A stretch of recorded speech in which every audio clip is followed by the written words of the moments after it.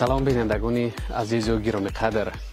این لحظه ما صحبت داریم با یک تن مادری که این زمان در مرحله انجامیابی طبابت از بیماری سیل قرار دارند. این هم باشد مادر زیبی شمسوه.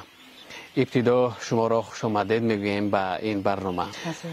در آغاز صحبت بهر بینندگان میگفتید که شما کی پیخست کردید که به بیماری سیل گرفتار شده اید؟ من در سن 64 سالگی وقتی که بیمار شدم سلفای بردوام داشتم بلغم میکروب دار پیش دکتران کردم مراجعت کردم. من رو به نویه فرستادم برای تشخیص. من تشخیص گذراندم گفتن همین خیلی بیمار شدید. من به اختیار خود به شهر کلوب رفتم، بستری شدم. شکر خداوند که من طول 6 ماه میشود که طبابتم رو گرفتم. در مرحله برآمدن از بیماری سیل شکر خداوند یکم کمبودی ندارم. گردابک زندگی گیرم کرده در دور پیری خداوند سیلم کرده. بیماری سیل هست این درد خدا در دیلک درمندی ما او کرده ایجا. شما ایما پند بگیرین غم در دل نگیرین. کسی که غم میگیره سیل کسل اوج میگیره. تشکر زیاد. وقتی که شما به بیمارخانه رفتید و بعد تشخیص و معاینه معین گردید که شما به بیماری سیل گرفتار شده اید. وجود شما رو چه حسیات فرا گرفت؟ حسیات غمگینی، حسیات بی‌حالی، بی‌مداری.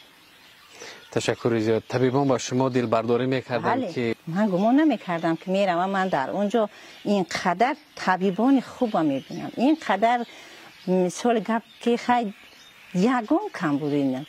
من هم مثل که در خانه خودت باشی، فقط از فرزنده دور بودم، لیکن طبابتش رو به من دریغ نمیداشتم. وقتی که معین شد که شما به بیماری سیل گرفتار شده اید، اطرافیان حد و همسایه ها به شما چگونه می نگریستند؟ گفته چی گویم، بیماری سیلم عیب نیست، بیماری سیلم هیرسی نیست، میروسی نیست.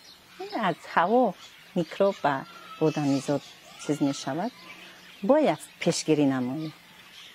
از بیماران سیل میگن که از بیماران سیل سیار است، هرگز حذر نکنید، برعکس به آنها دستیاری دراز کنید تا مهلت طبابتشان آسان گردد.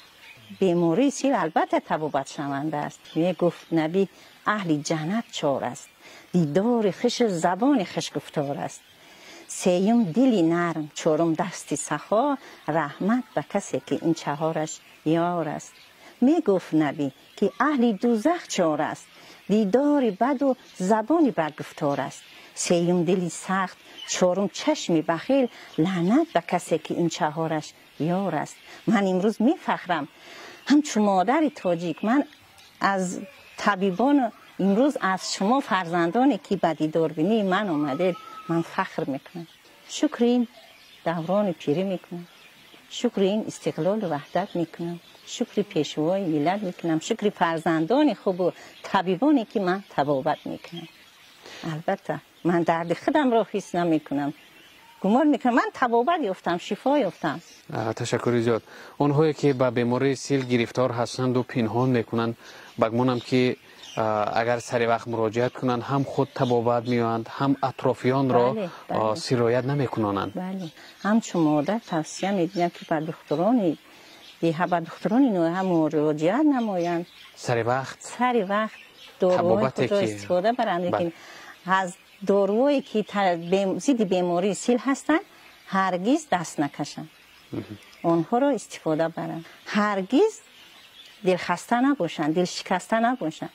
تشکر زیاد مادر عزیز برای یک صحبت صمیمی. و بینندگان عزیز و گرامی قدر، ما صحبت داشتیم با مادر عزیز، مادری که به بیماری سیل گرفتار شدند و پس از چند در مرحله انجامیابی طبابت هستند که به طور پررگی بگوییم که شفا می‌یابند. این هم باشد مادر عزیز زیبا شمسوه، ساکن جماعت 5 رود ناحیه میر سعید علی همدانی می باشند. و بدین ترتیب رسیدیم به پایان این برنامه. سربلند و خوناباد باشید.